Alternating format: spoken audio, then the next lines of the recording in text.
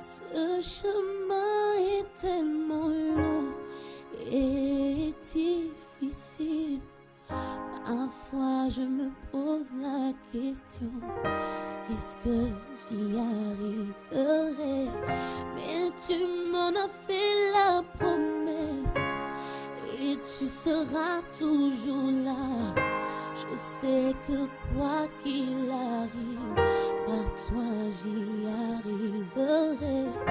Ce chemin est tellement long et difficile. Parfois je me pose la question, est-ce que j'y arriverai? Mais tu m'en as fait la promesse et tu seras.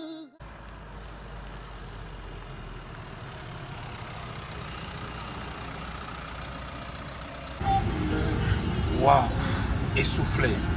Après ce long voyage, rempli de beaucoup d'obstacles, de difficultés, de souffrances, mais enfin je suis arrivé. Welcome 2022. Shalom la famille. Shalom Papa de Dieu, ici Béni Bamba.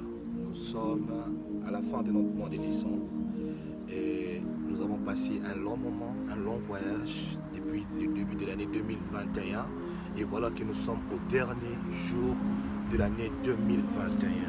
La Bible déclare dans le livre de Psaume 150, le verset 6, que tout ce qui respire loue l'Éternel. J'aimerais dire à quelqu'un qui me suit, cet après-midi, si nous sommes au dernier jour de l'année 2021, alors c'est un jour que l'Éternel t'accorde pour démontrer ta gratitude vers Dieu. Parce que lorsque tu respires, c'est encore mieux. Lorsque tu as du souffle et tu as 1000 raisons de lui dire merci. Je ne sais pas de la manière que tu as passé ton année, mais j'aimerais te dire, il est temps que tu dises à Dieu merci, que tu lui rends grâce à cause de sa fidélité, de ses bontés qui ne cessent de démontrer dans ta vie. Rends grâce à Dieu pour ta famille, rends grâce à Dieu pour tes parents, pour tes frères, pour tes sœurs, pour ton épouse, pour ton travail, pour ta main qui s'est démontrée dans ta vie. Même si ça n'a pas été à l'auteur de tes attentes, j'aimerais te dire le fait que tu as les souffles, c'est une bonne opportunité pour toi d'élever l'Éternel, de les célébrer. Parce que lorsque tu les célèbres, sache une chose, que la vie sera toujours manifestée.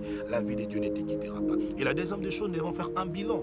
Et c'est les derniers jours, il faudrait que tu puisses prendre des décisions parce que changer une année sans changer sa mentalité, tu resteras dans le même système de l'année 2021. Il faudrait que tu puisses changer des côtés, tu changes tes motivations, tu changes ta vision, tu changes ta manière de voir les choses, afin de bénéficier des grâces que l'Éternel a déposées dans l'année 2022. J'aimerais te dire, ne t'engage pas en 2022 sans pour autant choisir le bon côté. Les bons côtés, j'aimerais te dire, c'est de choisir Jésus. Parce que lorsque tu entres en 2022 avec Jésus, sache que la réussite, l'assurance, elle est parfaite et que tu réussiras, tu n'échoueras jamais. La Bible déclare dans le livre d'Apocalypse 21, le verset 6, et il me dit, c'est fait, je suis l'alpha et l'oméga, le commencement et la fin. À celui qui a soif, je donnerai de la source de l'eau de la vie gratuitement. Je voudrais te dire, commence cette année 2022 avec Dieu, car il est l'alpha, l'oméga, les commencements et la fin de toutes choses. Il te donne l'eau gratuitement. Et l'eau, c'est la vie, parce que l'eau, c'est la vie. Sans l'eau, on ne peut pas vivre. J'aimerais te dire, commence avec Dieu pour achever avec Dieu. Continue avec Dieu. N'accepte pas aucun domaine de ta vie sans Dieu. Ne t'engage pas en 2022 sans Dieu. Voilà pourquoi je sais qu'aujourd'hui, c'est les 31. Prends le temps d'aller dans la veillée.